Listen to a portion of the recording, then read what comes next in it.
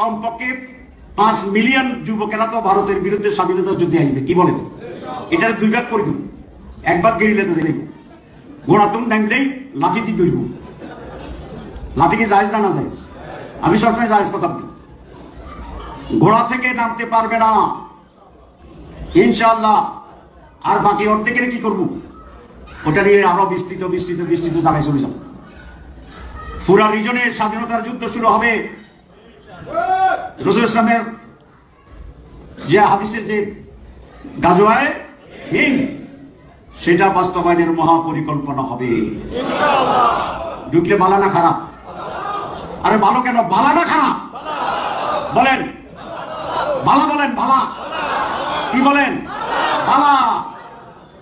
খারাপ তৈব এই জন্য যদি আপনি দেখে ভয়ে পালাইয়া দৌড়াইয়া বঙ্গল সাগরে পড়ে যান, তারপরে যাবেন কোন পড়িতে পারবেন যে যাবেন তো সেদিনের জন্য মাঝখানে ডুববেন, তো ডুবাচ্ছে। আমরা ইনশাআল্লাহ কোন শক্তির পক্ষে বাংলাদেশে গ্রাস করে টিকে থাকা সেই পরিস্থিতি ইনশাআল্লাহ হবে না, হতে দেওয়া হবে না, হতে দেওয়া হবে। ভয় পাইয়েন না।